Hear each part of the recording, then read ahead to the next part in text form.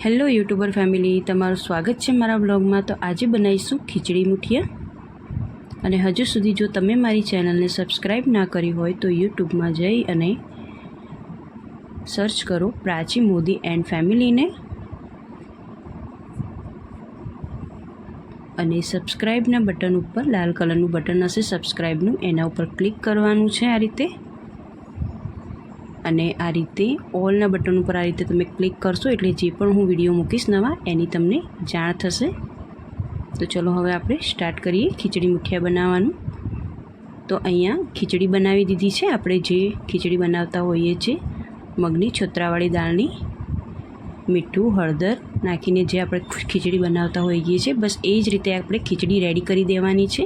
જો તમારે સાંજે મુઠિયા બનાવવા હોય તો તમારે વહેલી 1 કે 2 કલાક પહેલાં ખીચડી બનાવીને મૂકી દેવાની અને એને ઠંડી થવા દેવાની।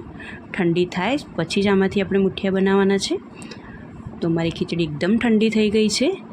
તો બસ ખીચડી લીધી છે અને એની અંદર હવે હું 3 થી 4 વાડકી હું ભેળું લઈશ, એટલે કે ઘઉંનો જાડો લોટ લઈશ ભાખરીનો, એ મેં લીધો છે અહીંયા। આ રીતે આપણે ઘઉંનો જાડો લોટ એટલે કે ભાખરીનો લોટ લઈશું અને 1 ચમચી જેટલો ચણાનો લોટ લઈશું, એટલે કે બેસન નાખીશું આમાં, અને 2 ચમચી જેટલો આપણે ઘઉંનો ઝીણો લોટ લઈશું, જેમાંથી આપણે રોટલી બનાવીએ છીએ એવો ઝીણો લોટ લેવાનો છે। હવે આપણે મસાલા કરીશું આમાં। મેં આદુ લસણ મરચાંની પેસ્ટ લીધી છે, લગભગ 2 મોટી ચમચી ભરીને મેં આદુ લસણ મરચાંની પેસ્ટ નાખી છે આમાં। જો તમે લસણ ના ખાતા હોય તો એને સ્કીપ પણ કરી શકો છો। ટેસ્ટ પ્રમાણે આપણે મીઠું નાખીશું આમાં,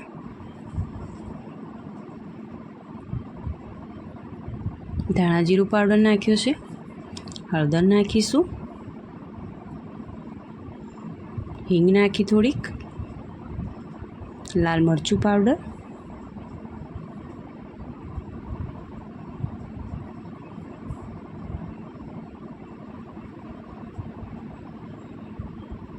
અજમો નાખું છું અહીંયા થોડો ચપટી જ આપણે અજમો નાખવાનો આમાં, થોડીક ખાંડ નાખીશું। અહીંયા મેં આખી જ ખાંડનો ઉપયોગ કર્યો છે।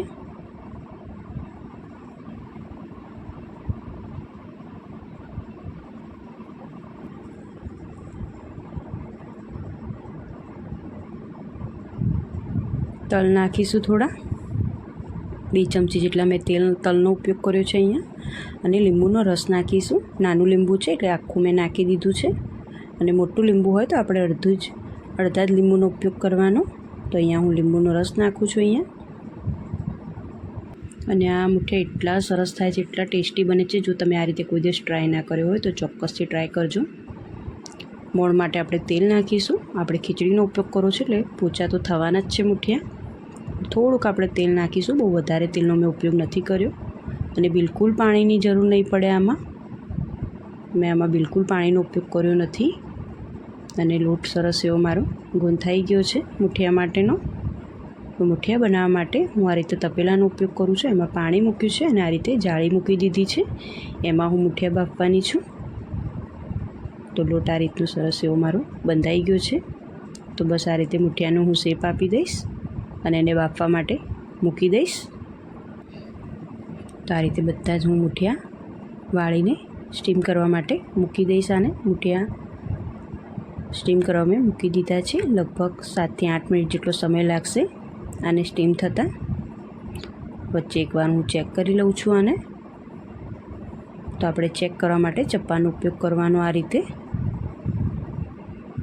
જો ચપ્પા ઉપર ચોંટતું હોય તો મુઠિયા થોડા કાચા છે અને બિલકુલ એકદમ ચોખ્ખું કોરું નીકળતું હોય તો આપણા મુઠિયા એકદમ રેડી છે। તો મુઠિયા એકદમ રેડી થઈ ગયા છે। તો હવે હું ગેસ બંધ કરી દઈશ, અને અત્યારે સ્ટીમ આવે છે એટલે કે ગરમ છે તપેલું, એટલે હું થોડીક વાર આને ઢાંકીને આમનું આમ જ રહેવા દઈશ। અને આ તમારે બાફેલા ખાવા હોય તો પણ તમે ખાઈ શકો છો। અને હવે હું આ મુઠિયાને વઘારી દઈશ। તો આ રીતે એના જો પીસ કરી દેવાના આપણે ચપ્પાની મદદથી। બાફેલા પણ બહુ સરસ લાગે છે ટેસ્ટમાં। તો આ રીતે બધા જ હું એના પીસ કરી લઈશ। તો જો આ રીતના મેં પીસ કરીને રેડી કરી દીધા છે। આપણે ખીચડીના બનાવ્યા છે એટલે એકદમ પોચા રૂ જેવા થશે આ મુઠિયા. તો હવે આપણે વઘાર માટે તેલ મૂકી દઈશું. તો વઘારમાં 2 થી 3 લીલા મરચાં, મીઠો લીમડો અને તલનો ઉપયોગ કરીશ. તો તેલ ગરમ થઈ ગયું છે તો એમાં રાઈ, જીરું, હિંગ, થોડી હળદર નાખી છે અને મરચાં, લીમડો એ વઘારમાં મેં નાખી દીધા છે. અને હવે આ કટિંગ કરીને મૂકેલા મુઠિયા આપણે અંદર નાખીશું. થોડાક તલ નાખીશું ઉપરથી, લાલ મરચું પાવડર થોડું નાખીશું, થોડું ધાણા જીરું પાવડર, થોડુંક મીઠું નાખવાનું છે, વધારે નહીં, થોડુંક જ અડધી નાની ચમચી મીઠું નાખ્યું છે. હવે આને બરાબર આપણે હલાવી દઈશું તેલમાં. વ્યવસ્થિત આપણે એને હલાવીને રેડી કરી દઈશું. જો તમે આ રીતે કોઈ દિવસ ખીચડી મુઠિયા ના બનાવ્યા હોય તો ચોક્કસથી ટ્રાય કરજો. જો બનાવવા હોય તો તમારે 2 થી 3 કલાક પહેલાં ખીચડી, સાદી જે ખીચડી બનાવીએ છીએ એ રીતે બનાવીને મૂકી દેવાની. ખીચડી ઠંડી થાય પછી એમાંથી આ રીતે મુઠિયા રેડી કરી દેવાના. ન તો આમાં દૂધીની જરૂર પડશે, ન તો પાલક, મેથી, કોઈ જ વસ્તુની જરૂર નહીં પડે ને એટલા સોફ્ટ થશે કે તમે ફરીવાર બનાવવાનું વિચારશો. તો હવે લાસ્ટમાં દળેલી ખાંડ હું અહીંયા નાખી રહી છું. જો તમને ખાંડનો ટેસ્ટ પસંદ હોય તો નાખવાનું, નહીં તો સ્કીપ કરી દેવાનું.